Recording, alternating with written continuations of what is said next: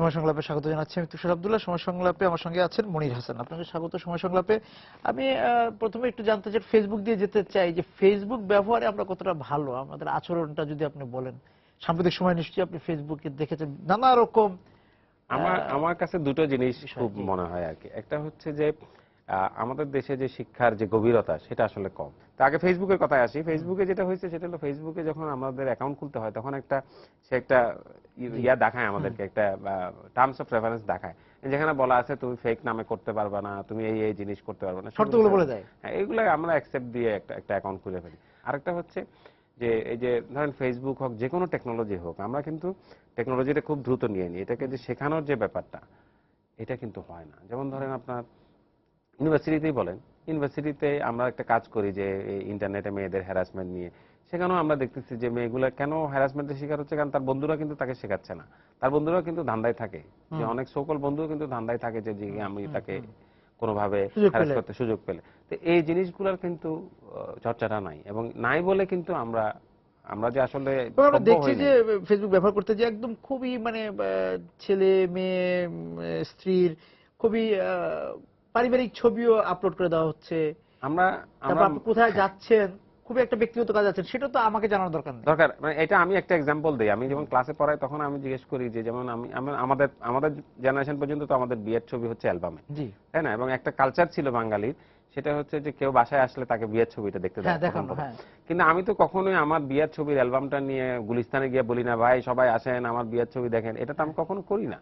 তাহলে আমি ফেসবুকে করবো কেন? ফেসবুকে আমার সব বিয়ের ছবি দিয়ে বলবো যে সবাই দেখেন। এটা তো হয় না। ওই যে আমরা আসলে ওই সীমারেখাটা বুঝি না, যে আমার কতটুকু আমার প্রাইভেট, কতটুকু আমার পাবলিকে হওয়া দরকার। আমার সব জিনিস পাবলিকে যাওয়ার দরকার নাই। সকালে কোথায় খেলাম, দুপুরে কোথায় খেলাম, রাতে কোথায় খেলাম, এটা হয়ে গেছে একটা, মানে মনে হচ্ছে যেন এটা একটা ফ্যাশনের মতো হয়ে গেছে। এটা আমার করতেই হবে, নাইলে মনে হয় আমি পিছায় পড়লাম। হ্যাঁ, মানে আমি তো এখন বলতেছি, এটা বলা উচিত যে ফেসবুক না থাকলে আমি স্মার্ট না। এটা ঠিক না। ফেসবুক ছাড়াও অনেক স্মার্টনেস আছে, তাই না? আরো 4 কোটি লোক, আরো অনেক জিনিস আছে। ফেসবুক ছাড়াও তো অনেক জিনিস আছে। সেই জিনিসগুলোর প্রতি আসলে আমাদের ছেলে মেয়েদেরকে উৎসাহী করতে হবে। তাদেরকে আসলে বলতে হবে যে না। আমরা সাম্প্রতিক সময় যেটা দেখলাম যে ভারত বাংলাদেশের ক্রিকেট খেলা নিয়ে দেখলাম, আমরা তার আগে হ্যাপি রুবেলের ব্যাপারটা দেখেছি, আমরা সাম্প্রতিক সময় নাসির হোসেনের বোনের সঙ্গে তার ছবির ব্যাপারটা দেখেছি, আমরা এই যে রেপ কেস যে ঘটনাটা ঘটলো গণধর্ষণের কুড়িলে, সেই ক্ষেত্রে মন্তব্যগুলো দেখেছি। আমরা সরোয়ার্দী উদ্যানে যে পয়লা বৈশাখ অনুষ্ঠানের বিষয়গুলো নিয়ে দেখেছি। আর রাজনৈতিক বিষয় নিয়ে তো প্রায় হয়, সেটা ঠিক আছে। এই যে এগুলো নিয়ে একটু আবেগী হয়ে যাওয়া, আমি যাদেরকে চিনি জানি, যাদের সম্পর্কে এক ধরনের ধারণা আছে, তাদেরকেও দেখি যে আবেগে কোথায় কখন আবার এই আমি রং দিয়ে দিচ্ছি আমার প্রোফাইলে। দরকার আমার বোঝা উচিত যে আমি আসলে আমি কেন রং দিলাম, আমি কি বুঝছি কেন দিলাম? আমি অনেকে দেখলাম, অনেকে পরে বলছে যে আমি তো বুঝি নাই, মনে করছি যে আমিও দিয়ে দিলাম। এটা তো আসলে ঠিক না, মানে এখানে। এবং আমরা আরেকটা জিনিস আপনি দেখবেন, সবসময় আপনি যদি কোনো ইভেন্ট ঘোষণা করেন তখন সে একটা গোয়িং দিয়ে দেয়, তারপর কিন্তু আসে না। হ্যাঁ, এটা হলো যে আমাদের ডিজিটাল কালচারটা হয় না। সেটা আমরা তো যেটাও বলি, যেমন বইমেলার সময় যত লাইক বইয়ের কভারের উপর থাকে, অত বই বিক্রি হলে তো প্রকাশক এবং লেখক পড়তে যায়। হ্যাঁ, তা তো হয় না। তার মানে ওখানে মনে করে যে আমি একটা লাইক দিয়ে দিলাম, মনে হয় আমার লাইক দেওয়াটাই কাজ। আরে একটা বইয়ের বেলায় তো লাইক দেওয়াটা কাজ না। বইটা কেনা একটা কাজ, বইটা পড়া একটা কাজ, সেটা একটা রিভিউ করা একটা কাজ, ওই অনুষ্ঠানে যাওয়াটা একটা কাজ। অনুষ্ঠানে যাওয়া না দেখে আপনি গোয়িং দিয়ে দিলেন, আপনি বললেন এটা খুব। অনেক সময় দেখা যায় কি নিউজটাও পড়ে না। এবং এটার একটা ছোট উদাহরণ আমি দেই, যে ইন্টারনেটটা কত শক্তিশালী। আমার ছেলে এবার ক্লাস 9-এ পড়ে। তো তার বার্ষিক পরীক্ষার সময় একদিন তাকে আমার পড়াইতে হইলো ক্লাস, আমি তো অনেক অঙ্ক ভুলে গেছি, এত কে মনে আছে। তা আমি একটা অঙ্ক পারি নাই। না পাইরে আমি যেটা করলাম, আমার বাসার ইন্টারনেট কাজ করতেছিল না, আমি আবার নিচে আমার একটা অফিস আছে, সেখানে এসে আমি ইন্টারনেট থেকে প্রবলেমটা সলিউশনটা দেখে গিয়ে ছেলেকে আমি এই জিনিসটা বুঝিয়ে দিতে পারলাম। কিন্তু আপনি একটু চিন্তা করেন, একটা গ্রামের যে বাবা তার ছেলেকে পড়াতে যাচ্ছে, এবং একইভাবে আমার মতো একই সমস্যা পড়ছে, তার কাছে যে ইন্টারনেট যদি থাকতো, সেই সলিউশনটা সে পেয়ে যেত, তাই না? এই জিনিসগুলো কিন্তু আমরা বলতেছি না। আমরা ইন্টারনেট সম্পর্কে বলার সময় আপনি দেখেন, সমস্ত মোবাইল অপারেটররা কিন্তু কোনো শিক্ষা সাইট কিন্তু ফ্রি দেয় না। হ্যাঁ, তারা একটা শিক্ষা সাইট ফ্রি দিক, শিক্ষক.com ফ্রি দিক, সেটা তারা দিচ্ছে না। তুমি সন্ধ্যা মানে তুমি ফেসবুক কথা বলো, ফেসবুকের জন্য তোমাকে কোনো টাকা দিতে হবে না। কিন্তু তারা কেন একটা শিক্ষা সাইট বলুক, একটা শিক্ষা সাইটের জন্য টাকা দিতে হবে না সেটা বলুক। তোমরা বলো যে তুমি এনসিটিভির ওয়েবসাইটে গেলে তোমাকে জিরো ফ্যাসিলিটি আমরা দিব, ওইটা তো করতেছে না। বা ছবি তোলার ক্ষেত্রে বলতে পারে, ভালো ভিডিও ডাউনলোডের ক্ষেত্রে বলতে পারে, সেগুলো তারা বলতেছে না। কারণ সবকিছু হয়ে গেছে, যেমন ফেসবুক বড় ব্যবসা তো এখন, যে যত বেশি আপনি আনতে পারবেন, তার এখন 150 কোটি লোক ফেসবুক ব্যবহার করে। এই গতি নিয়ে আমাদের গতি তো মানে বলা হচ্ছে মানে তৃতীয় প্রজন্ম, আমরা তো প্রথম প্রজন্ম ঠিক মতো অনেক জায়গায় পাওয়া যাচ্ছে না। এইটার একটা বড় বিষয় হলো আমার কাছে যেটা মনে হয় সেটা হচ্ছে যে আমরা ইন্টারনেটটাকে পুরোপুরি মোবাইলের উপর ডিপেন্ডেন্ট রেখে দিচ্ছি। হ্যাঁ, কিন্তু আসলে তো এটা ঠিক না। কারণ আমাকে ঢাকার বাইরে যদি গতি নিতে হয়, আমাকে যদি ব্রডব্যান্ড নিতে হয়, তাহলে আমাকে অন্য সবগুলো সেক্টরে নিতে হবে এবং মোবাইল দিয়ে কিন্তু আমি অনেক দূর যেতে পারবো না এবং মোবাইলের অনেক ধরনের সীমাবদ্ধতা আছে। সীমাবদ্ধতা আছে। কিন্তু আমরা ঢাকার বাইরে যেমন এখন একটা নতুন জিনিস করছি, যেমন ধরেন আপনার ইন্টারনেট ব্যান্ডউইথ যদি আপনি কিনতে চান, তাহলে আপনি ঢাকার মধ্যে ইন্টারনেট ব্যান্ডউইথ কেনা যায় এই 2000 টাকা করে, ওই সাবমেরিন কেবল কোম্পানি বিক্রি করে কম বেশি 2000 টাকা বিক্রি করে। কিন্তু এটা যদি একটা আপনি কুমিল্লা নিতে চান, মনে করেন কেউ যদি 10 Mbps গতি যদি কুমিল্লা নিয়ে যেতে চায় ব্যান্ডউইথ, তাহলে তাকে প্রতি এমবিপিএস এ প্রায় 2000 টাকা করে আবার একটা এনটিটিএন কোম্পানিকে দিতে হয়। তাহলে তার প্রতি এমবিপিএস এর দাম তখন বেড়ে হয়ে যাচ্ছে 4000 টাকা। তার মানে ঢাকার বাইরে ইন্টারনেটের দাম ঢাকার থেকে কম। উল্টাটা হওয়া দরকার ছিল, যে ঢাকায় দাম বেশি, ঢাকার বাইরে দাম কম। তা না হয় আমাদের হয়ে গেল উল্টা, ঢাকার বাইরে বেশি। ঢাকার বাইরে বেশি। এবং ঢাকার বাইরে যেহেতু এই ইন্টারনেট এইভাবে নেওয়া যায় না, কাজে সবাই কিন্তু ওয়্যারলেসের উপর ডিপেন্ডেন্ট হয়ে যাচ্ছে। আমি যে ফেসবুকে মানে কিছু ক্যাম্পেইন দেখছিলাম যে ঢাকার দামে কুড়িগ্রামে বা বরিশালে ইন্টারনেট, এরকম কিছু ক্যাম্পেইন দেখেছি। হ্যাঁ, এটা কিন্তু সম্ভব। কেন সম্ভব আমি বলি। আমরা যেমন ধরেন আমরা সাবমেরিন কেবল যে আমাদের আছে, সেটা তো আমরা 2005 সালে আনলাম। সেটার জন্য আমাদের $43 মিলিয়ন খরচ হলো। সেই টাকা কিন্তু 3 বছরে উঠে গেছে, কারণ আমরা দাম রাখছিলাম 75,000 টাকা করে আর এমবি। 3 বছরে তুলে গেছে। সাবমেরিন কেবল কোম্পানি শুনতো এখন খালি প্রফিট করে, ও রেকারিং খরচ বাদ দিলে তার কোনো ইয়া নাই। আপনি দেখবেন যে কয়দিন আগে ভারতে আমরা যে ব্যান্ডউইথ রপ্তানি করলাম, হ্যাঁ ভারতে ব্যান্ডউইথ রপ্তানি করলাম, আমি ত্রিপুরা পর্যন্ত তাকে পৌঁছে দিব $790 টাকায়, $10, আর আমি আমার দেশের লোকের কাছে বিক্রি করবো 2000 টাকায়। তার মানে কি, কিন্তু আমার যেহেতু বেশি আছে, 200 এমবিপিএস ওদের আছে, তার মধ্যে মাত্র 15 জিবিপিএস তারা ব্যবহার করে হচ্ছে ইন্টারনেটের জন্য। ঠিক আছে, আমার রপ্তানিতে আপত্তি নাই। আমার আপত্তি হলো যে আমি কেন বেশি দাম দিব, রপ্তানিতে দাম বেশি হওয়ার কথা ছিল, তাই না?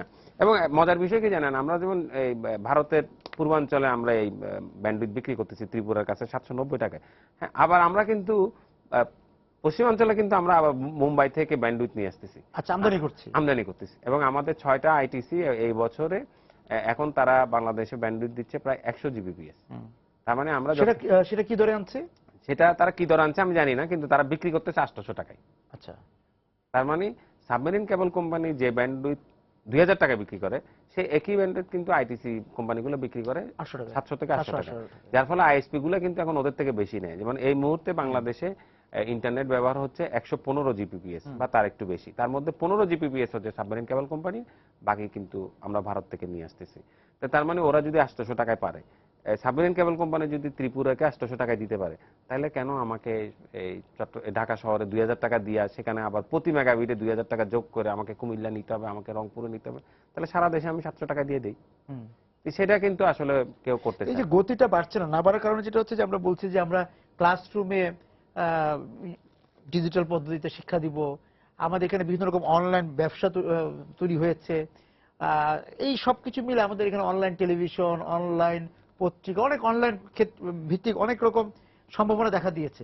সেগুলো তো আগাচ্ছে না, সেগুলো আগাবেও না যদি গতির ব্যাপারটা আমরা সমাধান না করি, এবং তাহলে কিন্তু সেটা আগাবে না। এবং গতির সমাধানটা করার জন্য কিন্তু সরকারকে অনেক উদ্যোগ নিতে হবে। একটা হচ্ছে যে টাকাটা, আরেকটা হচ্ছে যে অনেক সময় আইএসপিরা ঢাকার বাইরে যেতে চায় না। তাদের একটা যুক্তি হলো যে ঢাকার বাইরে সেরকম আমার কাস্টমার নাই, একটা মিনিমাম কাস্টমার লেভেল আমার নাই, সবাই মোবাইলে খুশি থাকে। কিন্তু এরকম যদি করা যায় যে ঢাকার বাইরে মনে করেন আমাদের 500 উপজেলা আছে, 450-500 উপজেলা আছে, সব উপজেলায় যদি একটা বড় হটস্পট করে দেওয়া যায়, ফ্রি ওয়াইফাই থাকলো, সরকার 10 এমবিপিএস করে দিল, তাতে 4 জিবি লাগে বা 40 জিবি লাগে, এমন কোনো জিনিস লাগে না। এবং সেই ব্যান্ডউইথটা যদি সরকার দিয়ে দেয়, তাহলে ওখানে কিন্তু একটা জেনারেশন তৈরি হবে। এই জেনারেশন কিন্তু মুখায় আছে, তারা কিন্তু হ্যাঁ সেবা নেওয়ার জন্য, এবং ইন্টারনেট পাইলে কিন্তু তারা নানান দিকে এক্সপ্যান্ড করতে পারেন। আপনি একটা ধরনের ফ্রিল্যান্সিং এর কথা বলেন, বাংলাদেশে এখন ছেলেমেয়েরা প্রায় 1.5 থেকে 2 কোটি টাকা প্রতিদিন আয় করে।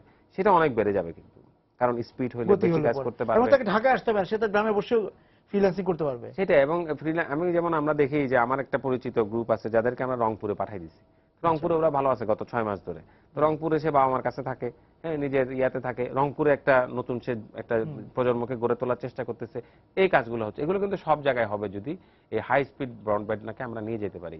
সে বিষয়ে সরকারের উদ্যোগের কথা যদি বলেন। সরকারের তেমন কোনো উদ্যোগ নেই। আমি শুধুমাত্র বাজেটে একটা জিনিস দেখলাম, যে হলো যে অনেকগুলা ইউনিয়ন পরিষদে এটা নিয়ে যাওয়ার একটা প্ল্যান আছে।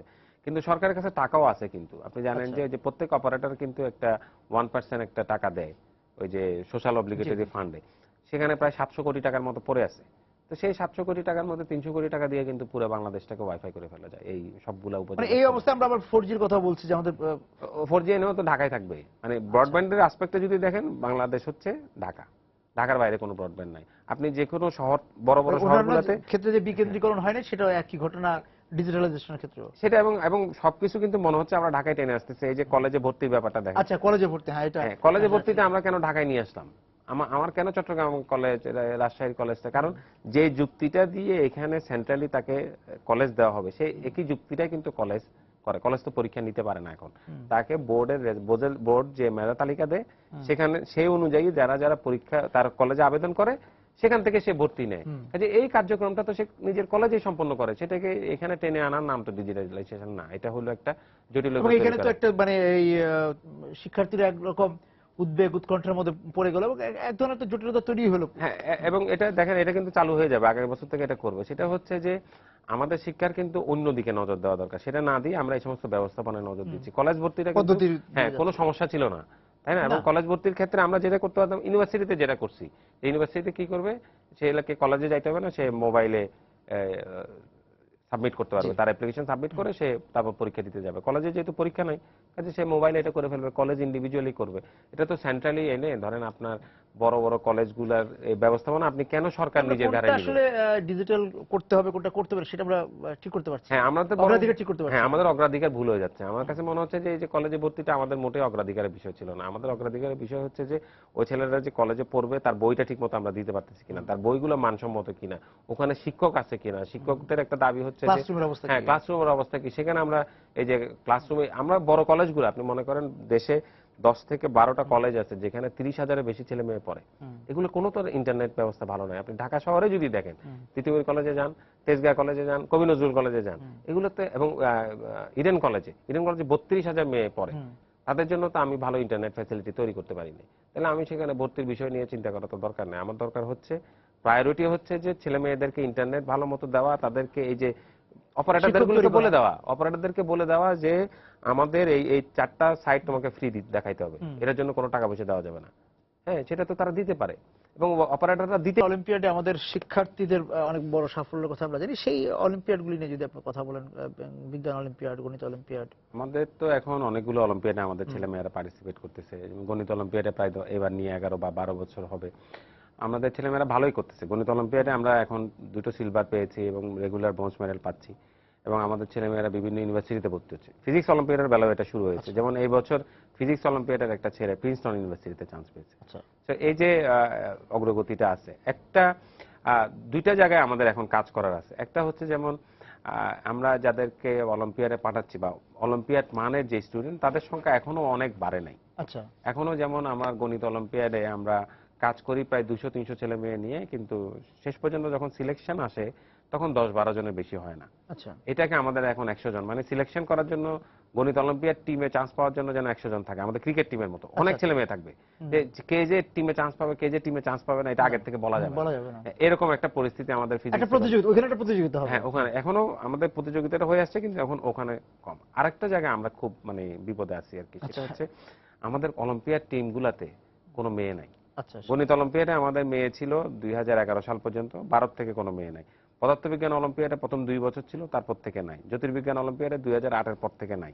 আর আমাদের প্রোগ্রামিং কন্টেস্টে, বিশ্ব প্রোগ্রামিং কন্টেস্টে আমরা যাচ্ছি 1998 সাল থেকে।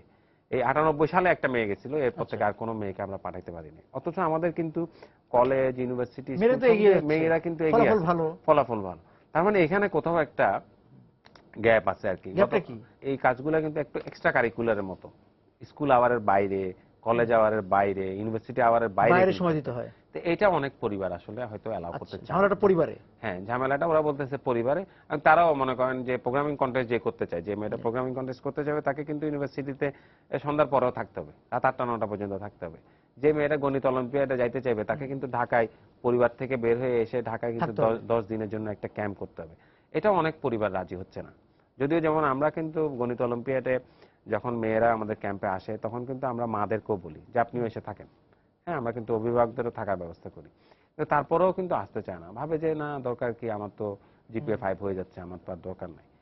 এই জায়গাটাতে আমাদের খুব দুর্বলতা। এবং আমি খুব বিপদে পড়ি, যেমন গত বছরও সৌদি আরব টিমে একটা মেয়ে ছিল। আচ্ছা, হ্যাঁ, তাতে আমাকে ওই প্রশ্নকে পড়তে হ্যাঁ, হচ্ছে। ইউরোপের টিম লিডাররা আমার সঙ্গে খুব হাসাহাসি করছে যে সৌদি আরব থেকে তো মেয়ে আসে, তোমার টিম থেকে মেয়ে আসে না, তোমার টিমে গত 3 বছর ধরে মেয়ে নাই। তো আমরা গণিত অলিম্পিয়াড একটা উদ্যোগ নিচ্ছি, সেটা হচ্ছে যে মেয়েদের জন্য আমরা গত 3 বছর ধরে একটা আলাদা ট্রেনিং ক্যাম্পের ব্যবস্থা করতেছি। এবং সেখানে আমরা যেহেতু ছোট ক্লাস থেকে শুরু করছি, যে আশা করতেছি আমরা আগামী বছর থেকে আমাদের টিমে পাবো।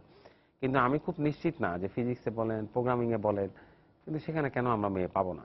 তাহলে সার্বিকভাবে কি আমাদের বিজ্ঞান চর্চাটা ঘাটতি আছে, সার্বিকভাবে বিজ্ঞান মনস্কতায় স্কুল কলেজ স্কুল কলেজে বিজ্ঞান মনস্কতা একটা ঘাটতি তো আছে। আমরা এই যে কয়েকটা জিনিস আমি আগেও একবার বলেছিলাম যে আমাদের দেশে ঠিক আমরা মনে করতেছি এটা হয়তো মুখস্থ করে ফেলতে হবে, এটা যে একটা চর্চার বিষয়, এটা হচ্ছে কালচার। বিজ্ঞান বলেন, আপনার বিজ্ঞান কিন্তু কালচার। যে প্রথমে যে ফেসবুক বললাম ডিজিটাল, ওটা কিন্তু একটা সংস্কৃতির অংশ। হ্যাঁ, আমি যদি সবসময় এই 9টা ট্রেন কয়টা আসবে এটা তাহলে ডিজিটাল সংস্কৃতি হইলো না, কারণ ওখানে তো প্রতি সেকেন্ডের দাম আছে, তাই না?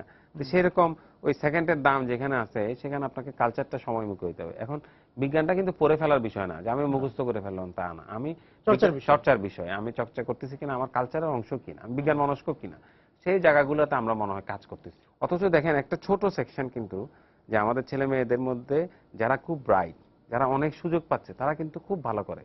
তারা গুগলে চলে যাচ্ছে, তারা ফেসবুকে চাকরি পাচ্ছে, তারা পৃথিবীর যে কোনো দেশে, তাদের বাজারটা অনেক বড়, কিন্তু আমরা সেইভাবে তৈরি করতে পারতেছি না। মানে কিন্তু সম্ভাবনা অনেক বেশি। কারণ আমি একটা জিনিস দেখি, যেমন আমরা গণিত অলিম্পিয়াডের কথা যদি আমি বলি, গণিত অলিম্পিয়াডে কিন্তু প্রতি বছর টিমে ঢাকার বাইরে থেকে বেশি থাকে, আমাদের মেধারা কিন্তু সারা দেশে আছে। হ্যাঁ, বরিশাল থেকেও কিন্তু আমার দলে লোক আছে। হ্যাঁ, মানে থাকবে না কেন, সবই তো বাংলাদেশে। হ্যাঁ, কিন্তু তার মানে আমরা অন্য জায়গায় পাচ্ছি না, তাদেরকে তাদেরকে আমরা ফেসিলিটি দিতে পারতেছি না, সুবিধাটা পৌঁছে দেওয়া যাচ্ছে। গণিত অলিম্পিয়াডের ক্ষেত্রে আমরা একটা জিনিস বলি যে আমরা তো সবাইকে ট্রেন করতে পারবো না সারা বছর, সেজন্য আমরা খুব বেশি ইন্টারনেটের উপর ডিপেন্ডেন্ট। আমরা ওর কাছে মানে সাইটের নাম পাঠাই দেই, বই পাঠাই দিচ্ছি, পিডিএফ বই পাঠাই দিচ্ছি, প্রবলেম পাঠাই দিচ্ছি। কাজে ওর যদি ভালো ইন্টারনেট ফ্যাসিলিটি থাকতো, মানে ওই গতির কথা, ভালো ইন্টারনেট, কম দাম, এই জিনিসগুলো করতে পারলে আমার হ্যাঁ, আমার কাছে সবসময় মনে হচ্ছে যে আমাদের সবকিছু মনে হয় ব্রডব্যান্ডে গিয়ে আটকে গেছে।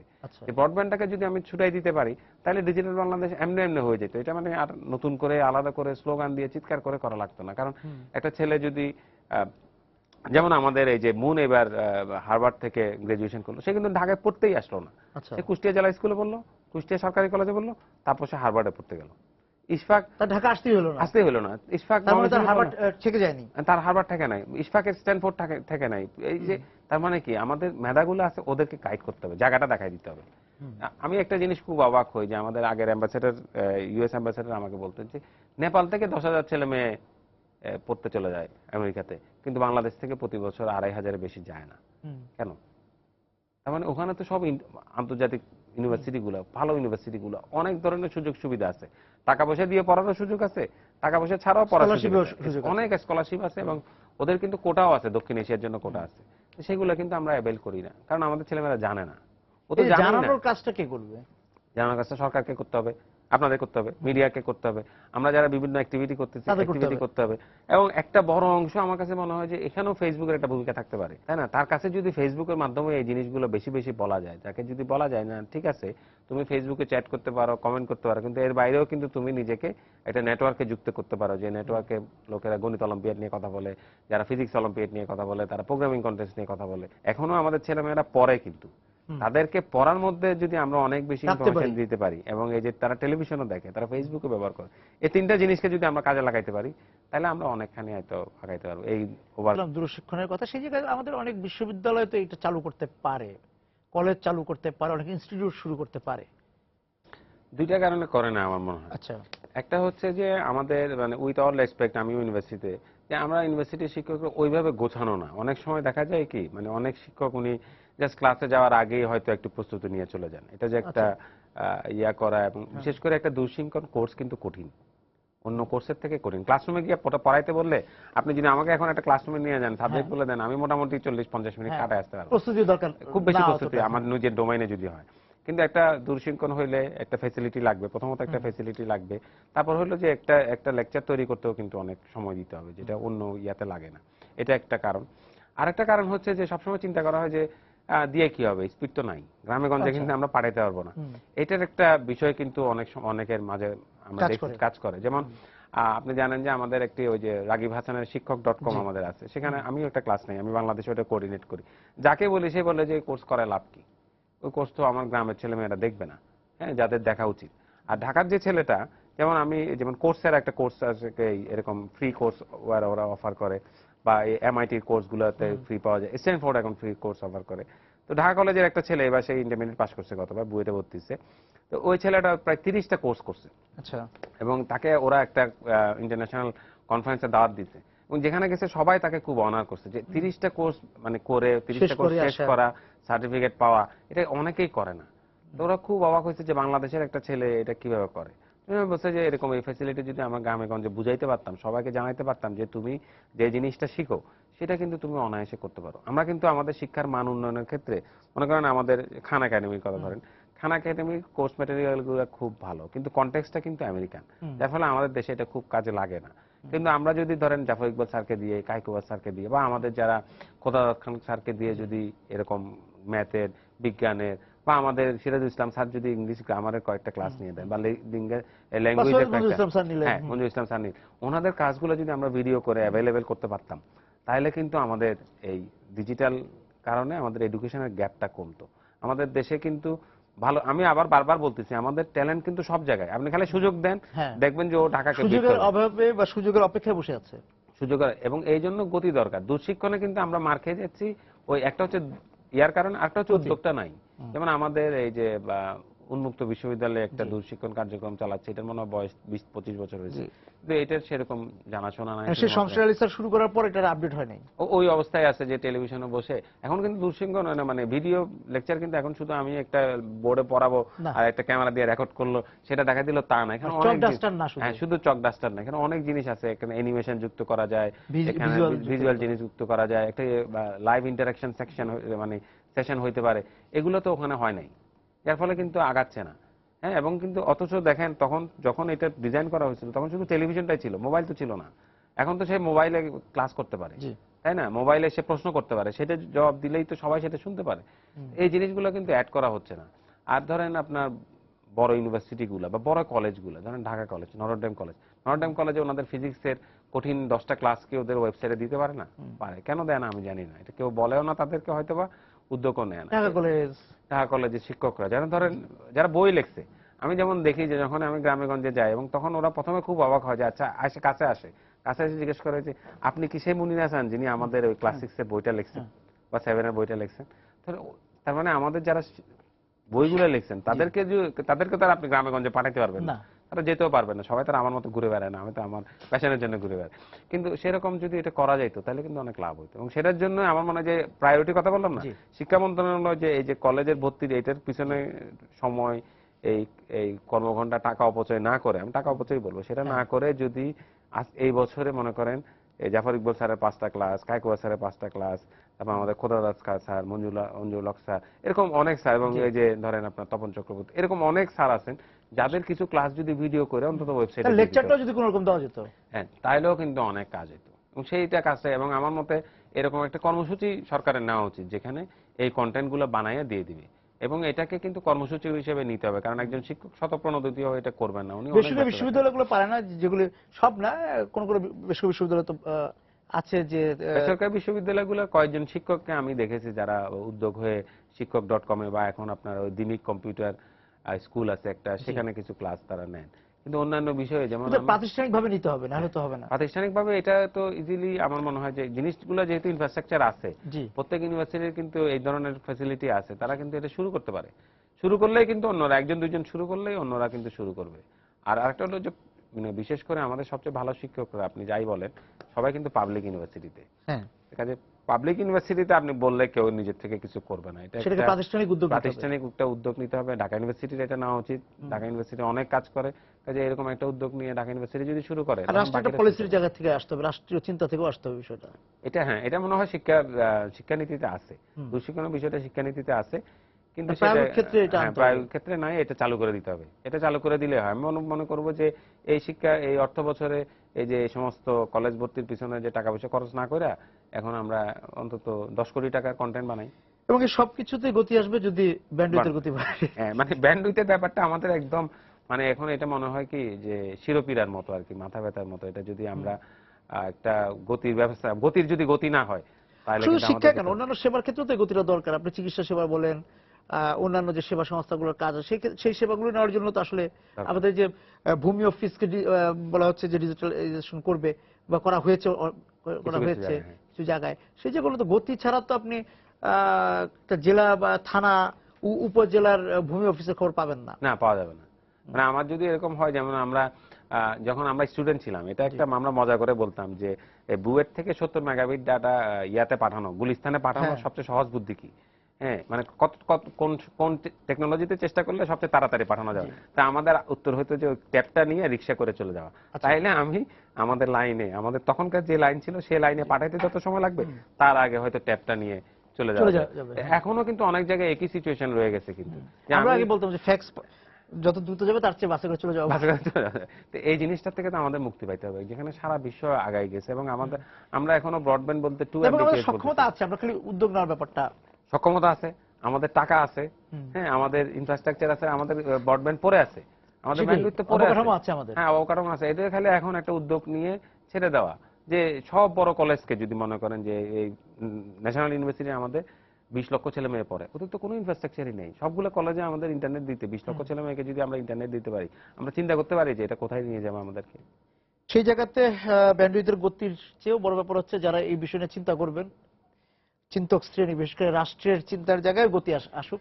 সেটাই আমাদের চাওয়া পাওয়া। সেটাই চাওয়া পাওয়া। আপনাকে অনেক ধন্যবাদ মনির ভাই আমাদের সঙ্গে আজকে যোগ দেওয়ার জন্য। দর্শক যারা আছেন আজকে সময় সংলাপের সঙ্গে, আপনাদেরকে ধন্যবাদ জানিয়ে শেষ করছি আজকে সময় সংলাপ। দেখা হবে আগামী দিন। সবাই সুন্দর থাকুন।